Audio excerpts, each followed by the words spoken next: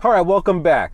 So this is a quick video I wanted to share with you guys, something different. I feel like I need to do this video, even a lot for myself, to be honest with you.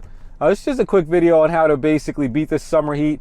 We're out here in the Carolinas, Charlotte, North Carolina. Last couple weeks has been basically mid to high 90s, real feel of 100, 104 degrees, upwards of that area. So we definitely been feeling out here. I just want to give you some quick tips on how to actually maintain out here, not let this heat get to you. So yeah, I just want to give you some tips on how to maximize your efficiency and just basically save you from drowning in these summer colds, save time, energy, and basically just be more efficient overall. All right, stay tuned. All right, the first and basically to me most important tip is going to be start the day right. And that includes not only keeping your stock right and your truck and your tools and everything right, but that mostly is going to be including keeping your health right. So I always like to start my day with a nice green drink. I use something called Bucked Up. No sponsorship for this video. It's just I really like it. It's definitely helped me out a lot. I've been using it for at least a year now. I definitely notice a difference when I don't use it. It's got all types of nutrients, vitamins, things like that. Take that in the morning with some creatine, multivitamins, maybe a little fruit drink, something like that, just for a couple carbs. And I take that before I work out. Just get your blood flowing directly after that, so it'll circulate those nutrients into your muscles, to your nervous system. And that right there is going to keep your day popping, keep on top of your game throughout the day. All right, second thing, I want to go ahead and hit the gym. Either that or hit my elliptical. I've got an elliptical set up in the house, treadmill, or I'll go to the gym, do some strength training, do a little bit of cardio. I at least try to do 30 minutes of cardio in the morning, and that right there is my day starter. All right, so that's tip one. I know a lot of people don't like to hear that, but that's one of the things that are gonna make it so the job doesn't feel as demanding and grueling as it actually is once those temperatures get up above 90. All right, tip number two, especially important for you veterans and old timers out there. No disrespect, but you want to basically embrace the technology, okay? Whether we're talking smart probes, whether we're talking service app CRMs, you want to embrace the technology. I use nothing but smart probes, all Bluetooth based instruments, my multimeter is Bluetooth. All these things help to make it a lot more efficient. Not to mention, it'll help also with troubleshooting. It makes my troubleshooting much quicker when I can see all the different metrics all at once. Helps me also create more billables by being able to see all those things. And then on top of that, your CRM is important. I use Jobber for a CRM.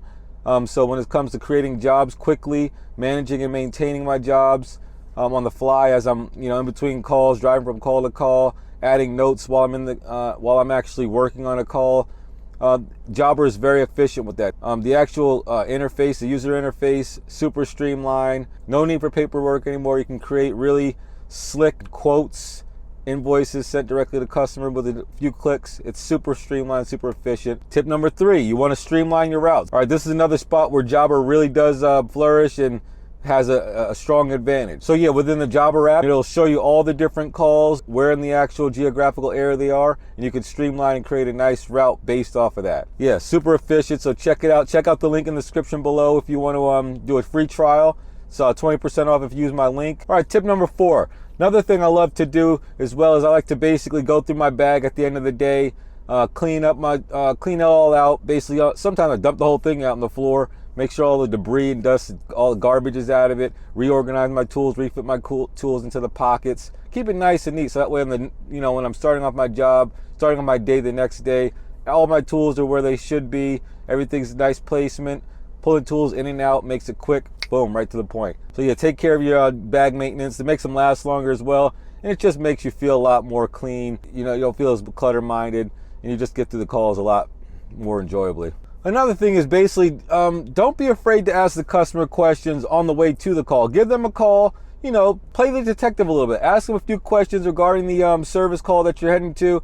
What's going on with the system? Is the indoor fan running, for instance? Is the outdoor unit running? Things like that. Is the thermostat blank? All these types of things will get your mind turning before you get to the call. That way you can kind of go through there and you can navigate. If you've been doing it long enough and seen some things, you can actually start to navigate that call before you even get there in your mind. So go ahead and ask the customer a couple questions first and foremost while you're on the way to the job, and I guarantee you, at least 3 out of 5 of those calls, you're gonna pretty much already know what it is before you get there. So you'd be surprised. All right, number 6. This is a super important one. Make sure you keep that truck stocked, man. Keep your inventory, your basically your main inventory. We all know the game. Thermostats, capacitors, contactors, relays, zone damper motors, etc. You know what you're gonna be using in a season, summer season, more than anybody, depending on your area, what type of systems you're working on.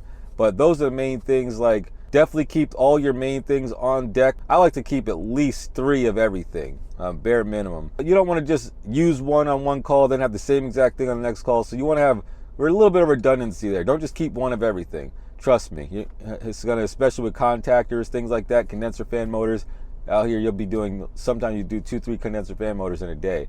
So definitely keep your truck stocked up. I know no one wants to keep 3 condenser fan motors on them, especially if you're in a little connect like I've got. But you know, it's one of those things if you wanna save time, you know, at least the small stuff. To keep 3 of contactors, 3 of the same capacitor, that type of stuff.